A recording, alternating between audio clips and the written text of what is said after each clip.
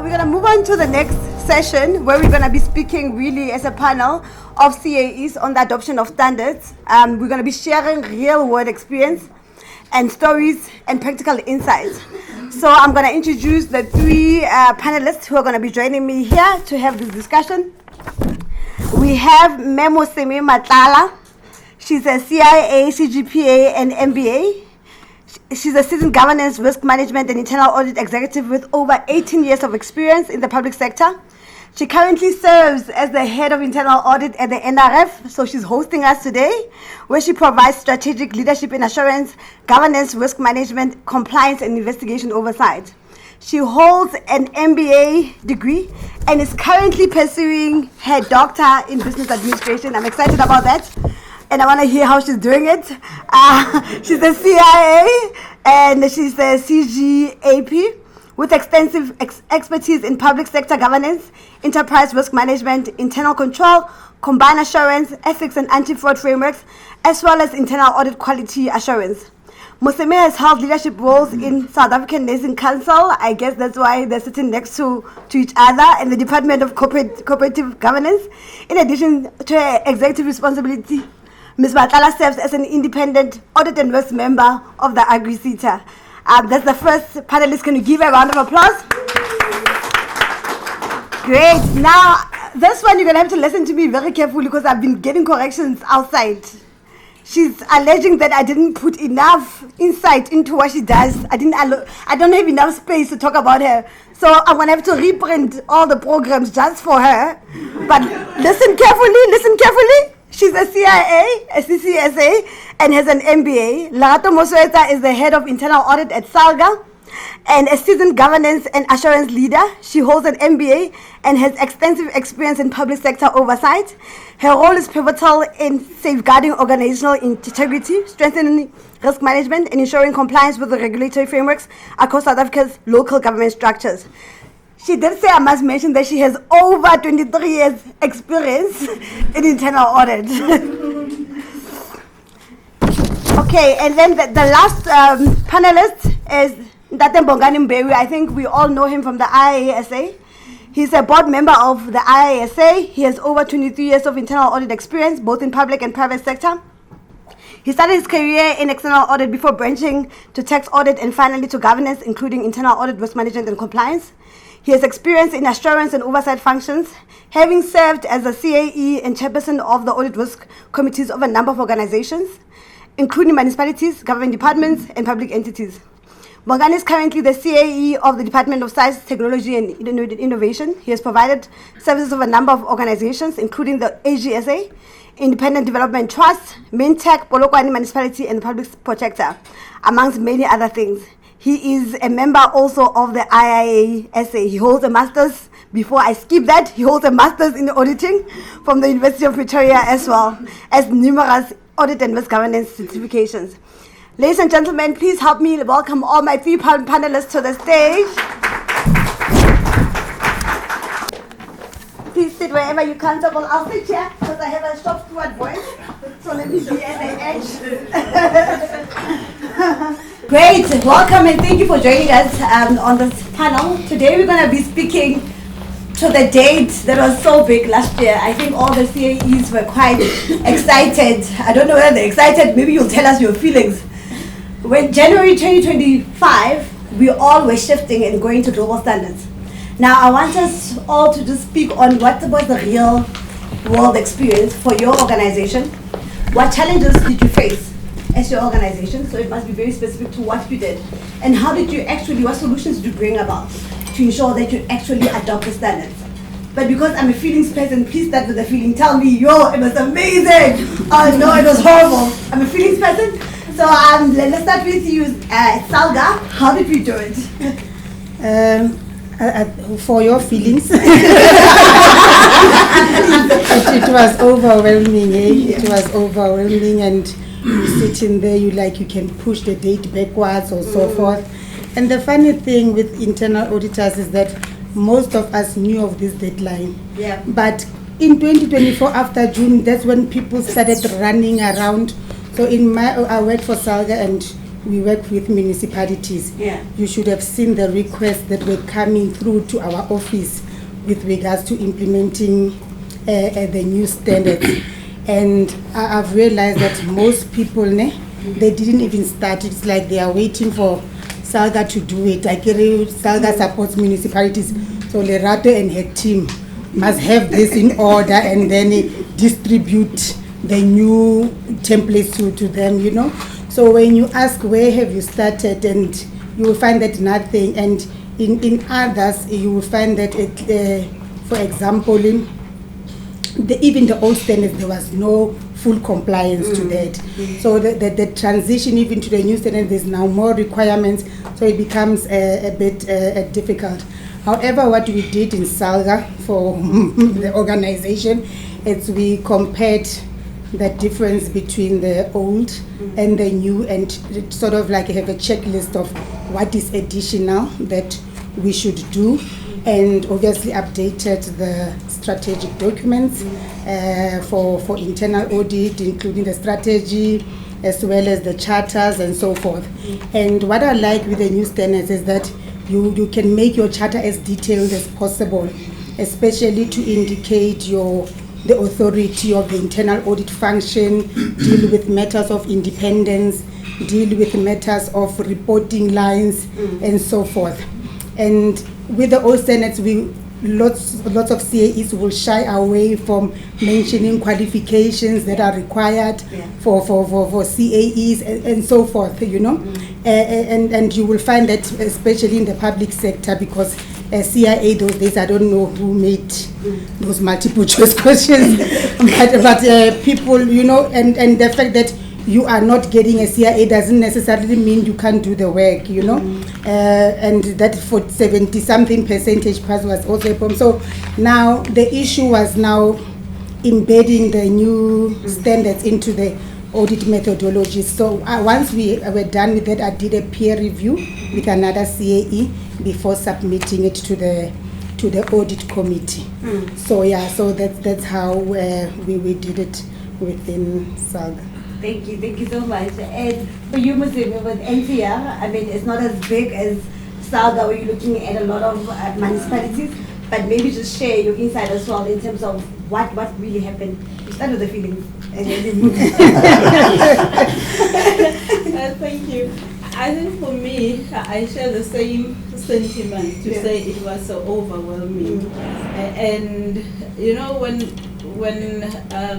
so before I came for an interview at NRF, I attended a webinar, and one of the speakers said, hey, if you go for an interview, it was before the standards were promulgated, and you're not asked about the standards, you must know that you are joining the wrong organization. So when I was called in and doing some research on NRF, because when you are a CAE, you first want to know who is the chairperson of the ARC. So when I found out that Dr. Len Corner, Dr.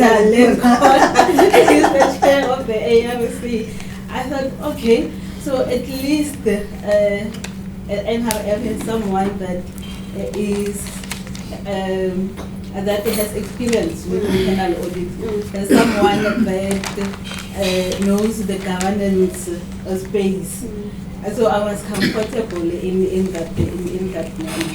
And indeed, when I went for the interview, there were about 2 questions or so that came from Dr. Corner about the standards. And he wanted to know the standards will be effective from the 1st of January 2025. How are you going to make sure that there is compliance? And whatever I said in that interview, I had to live up to it, to make sure that as the NRF, we do not delay in terms of adoption of the standards. So we're taking the implementation of the standards as a transformation journey instead of a compliance exercise. So we have updated our strategic documents, like the previous speaker has said, Lerato. We have updated the internal audit charter, we have updated our templates, we have updated the strategy. In actual fact, we didn't have the strategy until it was a requirement from the standards. We developed the internal audit strategy, brought in all of the requirements of the standard. We conducted a gap analysis. I think that's where most of us started with the gap analysis to ensure that you know where you are and where you need to be. So that is what we have done. And on an annual basis, it will be the second year this year for us to see are we really getting to where we need to be. So we have developed an implementation plan to say the gap analysis has identified such and such areas of improvement. How are we as a team going to get to where we need to be in terms of the standard? So we are not implementing everything at once. For example, the previous speaker that spoke on data analytics, it's a journey that you need to take for you to get to continuous auditing. To implement continuous auditing, you must have at least gone through the journey and make sure that you, by the time you get to that continuous auditing, you've taken your team through it and everyone understands what is expected of them. So the gap analysis assisted our journey in a very big way. And yeah, currently we are busy implementing some of the areas of improvement that has been identified through that gap analysis, and the support that we get from the chair of ARC, it's immeasurable. I mean, he gives us a lot of support. We're very grateful for that. No, I love it. For you, Bongani, you're coming in with 3 heads, right? Because you're coming as the IASA president, you are busy, you knew that way in advance, and you're ensuring that from a compliance point of view, as an IASA, from a board point of view, you do it. But also as a board member and audit risk committee member for different organizations as well, you have to look at it from that lens. And the last lens being you as the CAE of the department as well. So maybe take us through mainly the journey, firstly from an IASA point of view, as well as from all the other different angles. The feelings first, Bongani. Thank you. Well, as an auditor, it was exciting, really exciting. In fact, looking back even in 2012, when we had the standards of 2012, and then the 2017 standards, then I said to the team, because I joined DSTI in December 2022, and I said to the team, yes, we have been working on this standard, because fortunately, even then, I was on the board of the IA and I was the chairperson of the technical committee. So we discussed these standards even before there was that exposure draft that was issued. So we discussed, we provided input, and then there was that exposure draft. But we effectively drove the review of the standards from IASA perspective. But then I knew exactly what was going to come. It is something that we had known about, but then when I joined DSTI, I said, okay, what we need to do, because I learned that we were due for external quality assurance. I said, perhaps it is not the right time to do external quality assurance, because these new standards will be issued in January 2024. We'll have a full year to go through the standards and adapt how we do things. Maybe it's not the right time to go through, because I would like us to do gap analysis at that time. I would like the external quality assurance review team to do gap analysis for us, so that we can then, on the basis of that gap analysis, we know exactly what we needed to do. Because we had already done, when I joined, we developed the strategy, the internal strategy, because it was there, although it was not on the standards, it was on the other guidance that was not part of the mandatory components of the IPPF. So I knew exactly that we needed to have, because I could not imagine having an internal audit that doesn't have a strategy. Because internal audit is not about projects. If you join as an in-house CAE, you need to manage the resources, align what you are doing with what the organization is doing. Otherwise, you are not doing internal audit. You are just doing internal audit that may be self-serving, but that may not be aligned to what the organization needs to do. So then when we appointed then the external quality assurance, and I needed someone, not just, I'm not going to talk down about the people that do external quality assurance, because there are so many people. Yeah. It's an active market that we are busy trying to regulate as well. And then I said, no, it's fine. I need someone that is deeply immersed on the standards. Yeah. Then we got someone who was actually on the standard board, the international standard board. That's the person that came to do the quality assurance, because you need to be almost jealous to say there are politics within the organization. Yeah. I need someone that's going to rise above the politics and do the work in an objective manner and not be influenced by these people that have got their own interests. Then we got that. Then I said, okay, on the basis of the external quality assurance review report, which in fact we managed to get GC and GE, then I said, okay, on the basis of this gap analysis, then we need to prioritize what is possible. We're not going to do everything at a go. I agree with Mosime. You cannot do everything. You need to be structured. You need to be clear what you want to do. Then, of course, then what we did, it was the review of the charters and all that. Once we busy with doing that, I said, no. Now we have got this domain 3 that we've been discussing from the technical comment. And domain 3, we need to make sure that the senior management and the audit committee is on our side. Yeah. Then I started with presentation at senior management level on what we need from senior management, what we need from the audit committee.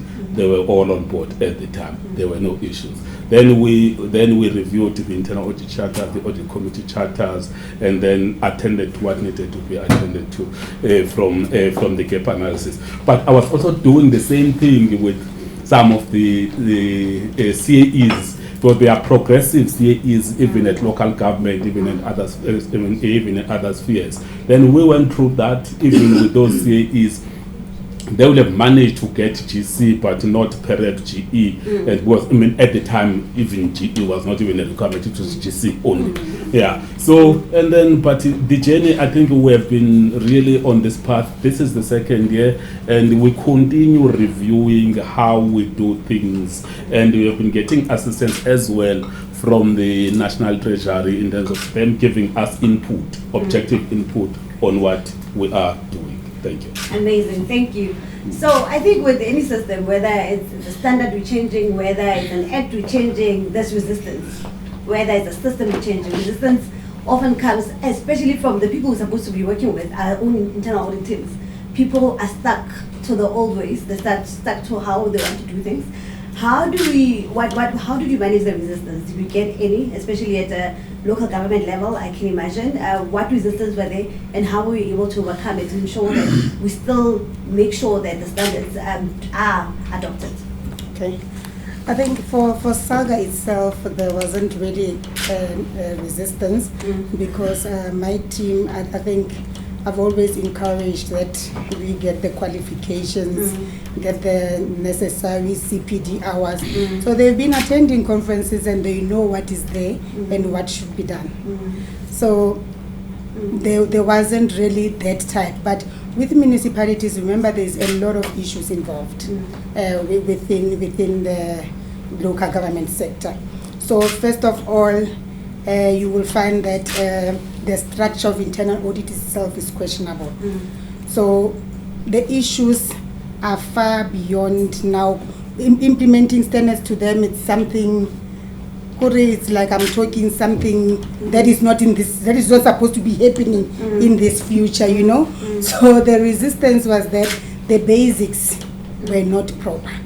So now you have to engage, you know.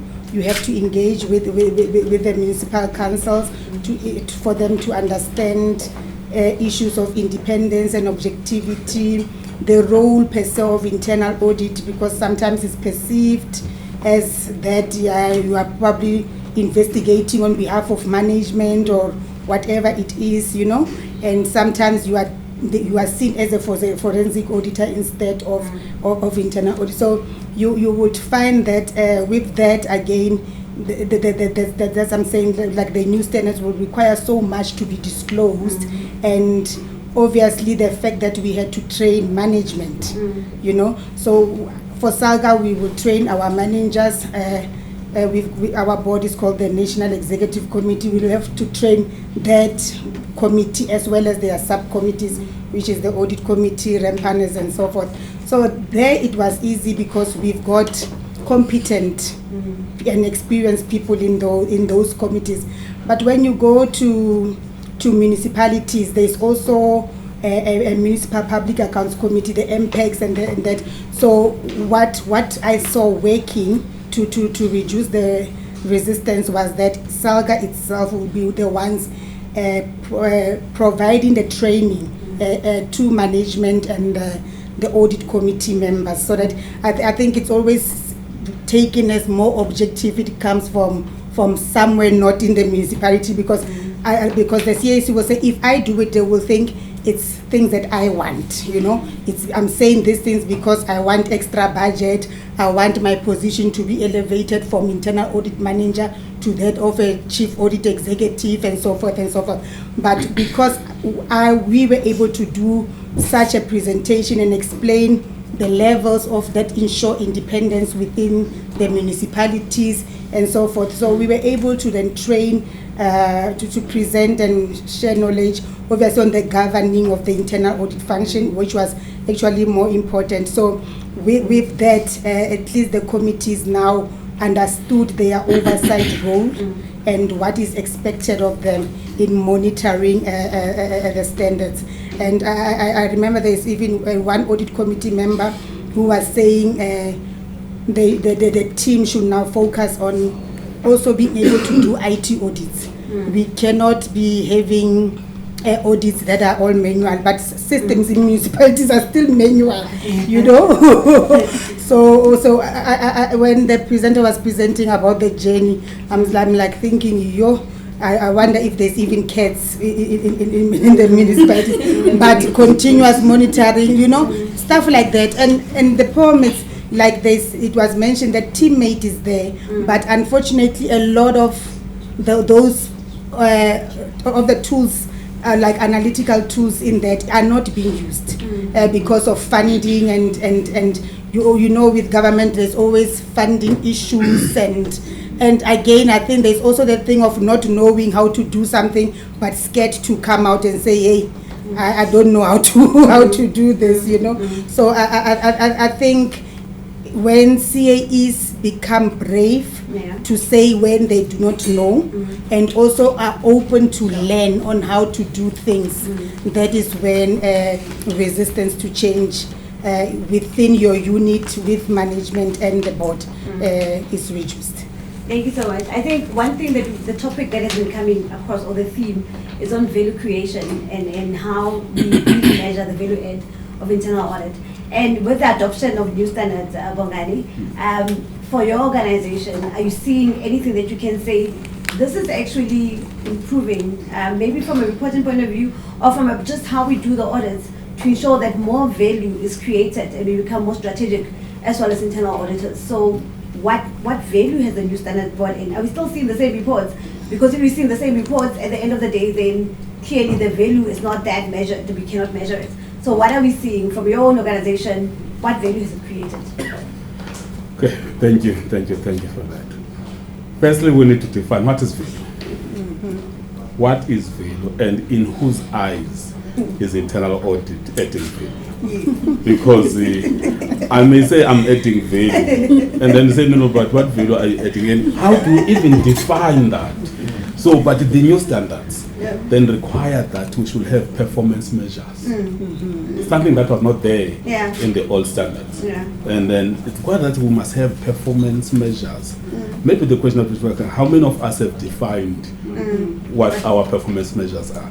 How many of us have actually shared those performance measures with senior management and audit committee with the view of actually agreeing to say, for us to then say internal audit is adding value, these are the performance measures that must be met. In fact, that was one of the findings from the external quality assurance review team that did the review on our question. We have not defined, and we had not defined the performance measures, but we have since defined those to say these are the performance measures. We have since had a discussion with senior management, agreed, had a discussion with the audit committee. We have incorporated them on our performance management tools as well. So we are beginning to see alignment across, even when it gets to the report. The other thing is the alignment of the strategic plan of internal audit with that of the organization. Because that internal audit is auditing what it thinks, because sometimes people are saying, you know, if you are from external audit, you'll want to do finance related audits because you have got skills in that. So the internal audits end up being self-serving. But now what the requirement was, now it's a requirement, I agree myself. It's now a requirement on the standards, not on the guidance document. Yeah, it's a requirement that you must be able to define, and then they even go to say the strategic plan must include 1, 2, 3, 4. And even my engagement with some of the CAEs, they say, no, but we don't even know what needs to be included. But I always advise them that make sure that the IIA website is your friend. Because if a week goes by, we have not visited the IIA website, chances are that you are not aligned anymore. Because it's not only the standards, we also have these topical requirements. Do we know which topical requirement? For example, if I come and do an external quality assurance review on your internal audit shop, even if you conform to the standards, to the extent that we are not conforming to the to those topical requirements, actually you are not complying to the mandatory components of the IPPF. So, internal auditor, let's make sure that the IIA website is our friend. We visit that. There's a lot of things, a lot of even templates for presentations in terms of domain 3 that is governing the governance of internal audit. So I've seen that, and I think it seems to be working. Yes, it's a journey, and yes, you may say in year 1 at the end of 2025, you may not have seen the value that you wanted, but as long as you are clear on where you are going. Thank you. Thank you so much. I think we also spoke a lot on competence and how the board gets to trust us. And Mr. for you within the NRF, is it something that after adoption of the standards, you see more trust coming through? And why would you attribute the trust to? What is it that you're doing that's different? Especially from a board point of view, what have you seen that you're doing differently? So I think from our side, the value that we have added that is being seen and appreciated by the board is how we report to them. That has changed because we had to align that to the standards. Bongani mentioned the performance measures. So this is going to be our first year reporting on those performance measures that are coming from our internal audit strategy. So in terms of building trust with the board, on our internal audit strategy, we also have a performance measure to say we want to increase the number of certified internal audit staff within our team. So that also enables the board to say at least this team it is going somewhere. They do have a vision for the unit, and I'm glad that the NRF pays for these professional development, because since the change of the standards and the change in the curriculum of the CAE qualification, it has become rather a bit expensive. So if you have support from your own organization, and because it's in the strategy, it's easy to communicate that as well, to say, for us to be able to serve you better and add even more value, this is what we want to achieve, and this is how we want to get to that point. Great. So I'm a CAE, I'm beginning my journey in terms of adoption of standard, and I'm asking for just one advice. What advice would you give me to say this is the right way to do it from a new CAE who just wants to get into the adoption of standard? I'll start with you, Lerato. Okay. I think it's not really rocket science. The information is out there, so we always try to look for things and think something is probably too big for us to get through. So what I would advise is obviously to do the gap analysis to see where you are. If you have results of, let's say, what the department you join, if they've conducted an external quality assurance, whether on the old or the new standards, you already know what were the gaps with those old standards, and then you will want to ensure that with the implementation of the new, you are addressing the gaps that were identified by the QAR, and you are including them into the new audit, internal audit strategic documents, and you ensure, because I work with the municipalities where we don't have systems, remember, so we even had to go to the extent of showing that we update the working papers, the reporting formats and so forth, you know. But what I like is the inclusion of the disclaimer now in the reports of what really an internal audit report is for.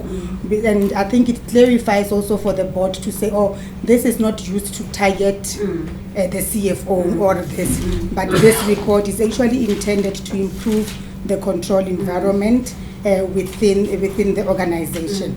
So I would advise that you do that and ensure that your organization clearly understands the difference between internal audit and external audit, because it will avoid the issue of audit committee when AG presents their strategy. They say, but why so many hours? When internal audit also did an audit of leave management, whereas if audit committee also understands that yes, internal audit did it, but it was more on controls audits instead of what the AG does. So that it's important as the CAE to ensure that your organization understands the difference and they understand what is the role of internal audit in reducing the AGSA outcomes and so forth. I think when they understand that, it's also easy to implement the recommendations from internal audit. But as we have said in my team, I don't even see minutes are not signed or what. We don't do those type of, because it frustrates me when you are at a municipality and an AG reports that minutes of this council meeting were not signed. I'm like, yo, now how are these people going to leave these manual things? Because you still want to see minutes printed and signed. So the recommendations that are being done at municipalities are also what is drawing back the CAEs at municipalities, and you have to be in that environment to understand their challenges. Okay, they are not getting to that point where we want, but there is also something pulling them back, you know. Whereas a report should be saying what the future should be like. It's still reporting it, because then they should say, hey, do this. The system, like you want to send an email to a CAE, but you have to use their Gmail, because if the document is too big or on the server, it can't, you know. So we've got such issues. So a CAE needs to understand the environment they operate in and ensure that standards are fully adhered to, whether they put you on the limelight or not. Because the minute it's understood, everything is easy, everything just flows. Great, it's not rocket science, I love that. And then for you, one advice for us, for a new CAE starting this journey? Yeah, well, If you want to be a CAE, really, you must be clear on what is expected of a CAE. That is the future state. What kind of a CAE do you want to be? Do you want to be almost a placeholder, or do you want to be an effective CAE? And what is an effective CAE?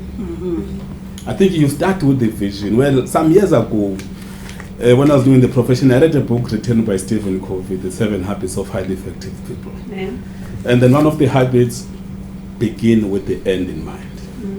If you want to be a CAE, what is that end? How does it look like? Do you see yourself doing what is an effective CAE is expected to do?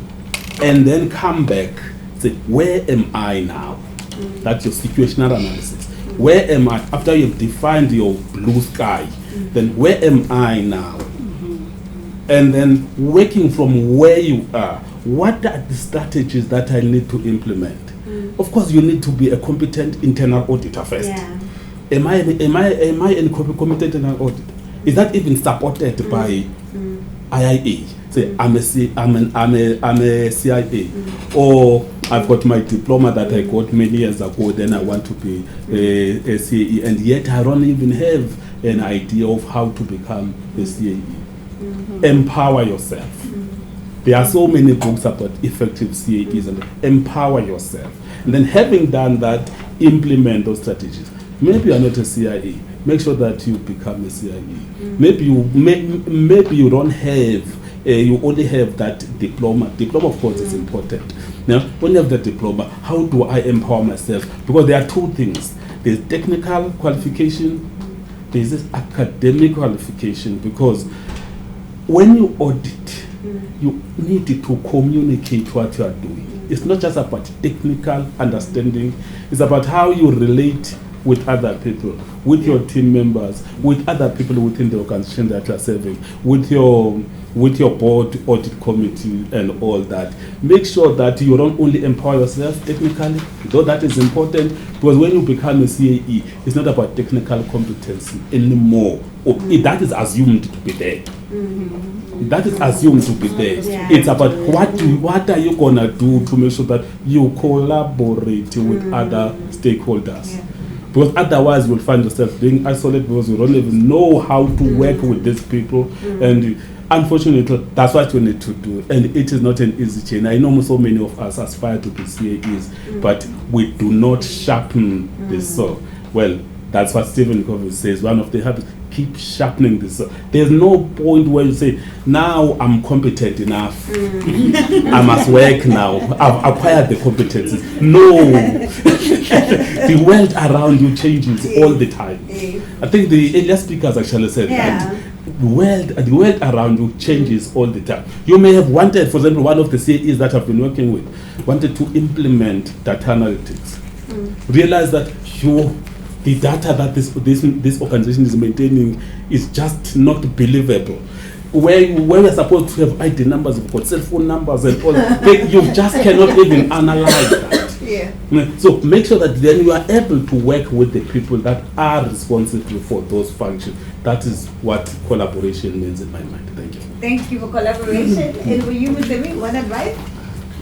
So the one advice that I would give is that success is not going to be achieved overnight.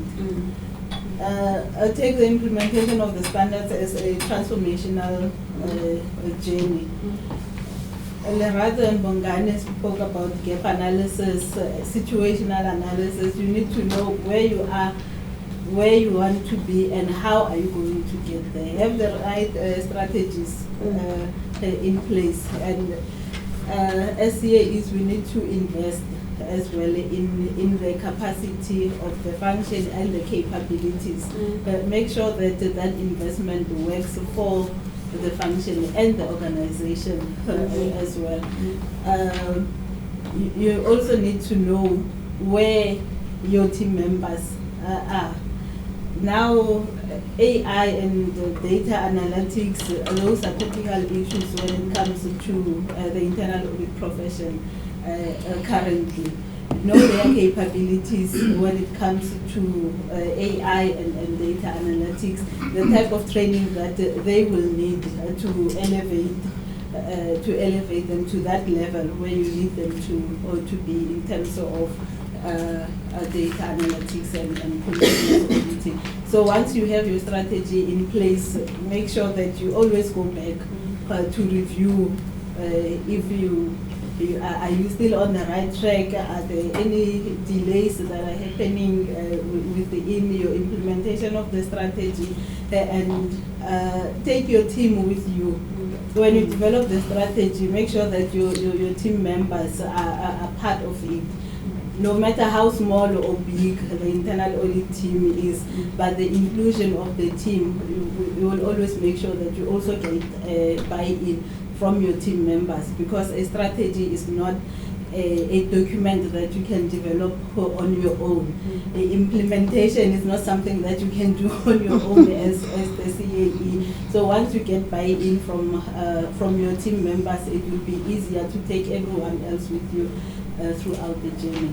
Amazing, amazing. I'm going to ask one last question before I open up to the floor. The classic question of CAEs, of internal auditors, is what doesn't help you sleep at night? And I'm going to pose that as a question to you. Just, with where we're going, where we're at, as a profession, as internal auditors. What is that thing that doesn't help you sleep at night as it relates to the profession of internal audit? Yeah, I think what doesn't make me sleep is with regards to the confidence of CAEs within the sector. CAEs not saying, I think the fact that you are in-house to some extent tints your objectivity, where you see things are not done properly, and you see that funds are being wasted and so forth. And when you speak as the CAE, you are seen as an employee complaining, and EXCO does not understand your role as CAE, that when this one speaks, this is the direction we should be taking. So you need to educate your management team with regards to your role, and ensure that you use your audit committee, especially if you've gone through the internal processes and you've indicated to the CFO and the CO that, hey, we are heading towards a brick wall. This is how we must maneuver, and nothing has been done. You are able to elevate it and have that in-committee session with your audit committee member. You see with these commissions that are going on, it can't be that you did nothing. So cover your backs, colleagues, so that now I've done my part. And I think what also helps with that is the concept of combined assurance, because with combined assurance, every stakeholder understands, every assurance provider understands their role within this model. Gone are the days where management thinks management of risk is a risk management function. So when you have an effective combined assurance forum working, management understands that their role is to identify and manage these risks. Risk management is facilitating and monitoring if you are doing that implementation. And then, because then the confusion is, let's have risk report to internal audit, So when the combined assurance model is clearly understood, then you know that risk, legal and compliance is a level 2 assurer. Internal audit is at a level 3, which is still inside, it's in-house, but it's more independent than these assurance providers. And obviously when you involve the audit committee and the board with regards to these governance issues, it is quite easy, because you will want to make sure when it gets to the board, the forum is set, you have discussed, and you are actually managing duplication of efforts, you are deciding who's doing what, and so forth. So I think if we can effectively implement combined assurance, I know I will sleep at night. Thank you. Awesome. I'm happy for you to sleep at night. Bongani, are you sleeping peacefully? You're sleeping peacefully. Don't say I sleep. There are a few things that bothers me in the profession. You said profession. Yes. Someone once said the reason why we've got so many problems in the world is because we've got too many people and too few human beings. And that gets me thinking, because in the profession, the profession is much bigger than people that are members of the Institute of Internal Auditors. We've got so many rogue elements that are moving around, claiming to be doing internal audit, and yet they are doing damage to the profession.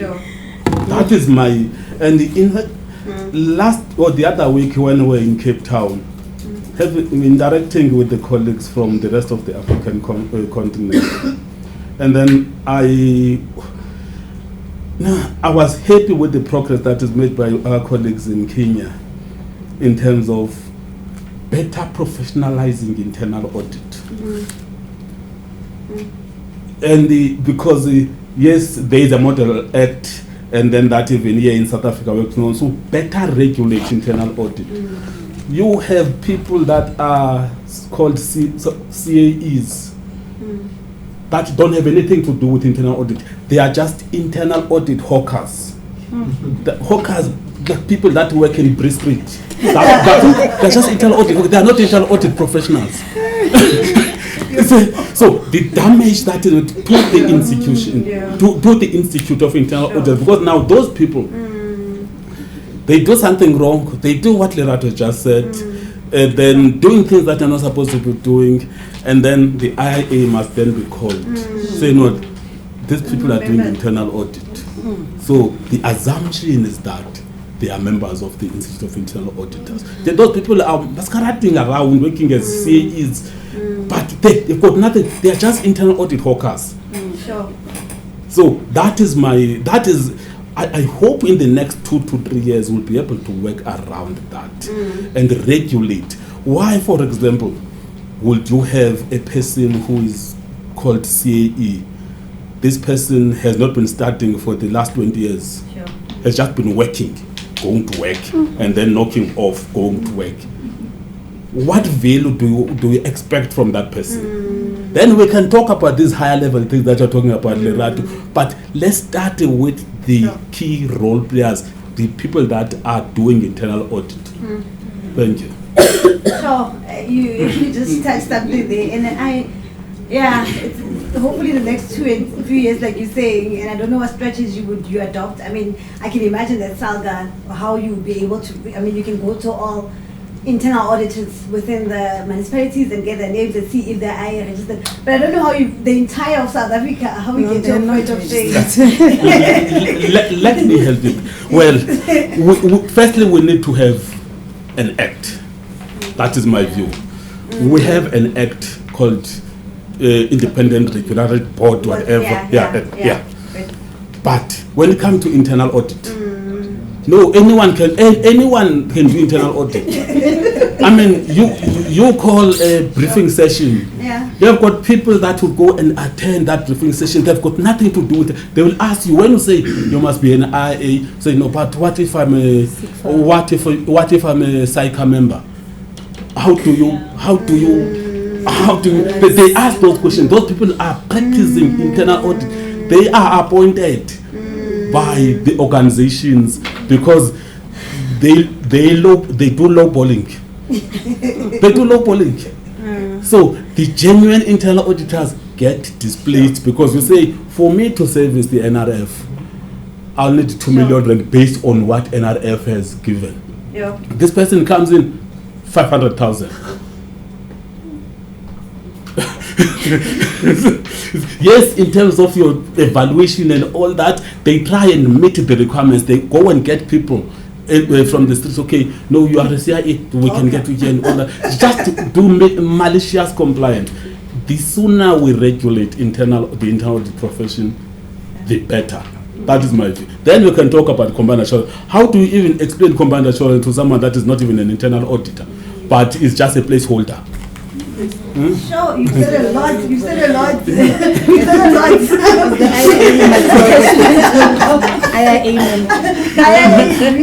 really amazing. You guys are not sleeping at night. I know this. Okay, that's great. For you, Mosime, what is that one thing? So for me, what keeps me awake at night about the profession is if we were to lose the reputation that we have. We have seen how governance can fail. And I think every internal auditor in the room, they should watch the VBS documentary, as well as the Steinhoff documentary, if you want to see how governance can fail. And you have SALGA members, your external auditors, for example, that were involved in both these governance failures. And as internal audit, we normally hear people say, yeah, AG has picked up with this thing, but where was the internal audit? Why didn't internal audit pick it up first? That is the reputational reputation damage that we have suffered, but it's internal. So if we were to suffer a reputation damage, the same way that your external auditors did with the VBS and your Steinhoff SALGAs, and if internal audit were to lose their independence within the organization, yeah, that is what really keeps me awake at night. At least we are not there in terms of reputational damage. At the end of the day, it's a profession, and let's not bring it into this. Let's not be Miss Quinana. Let's not be those people, and ensure that we actually protect the internal audit profession. Thank you so much. Thank you so much for this engaging session. Can you give him a round of applause?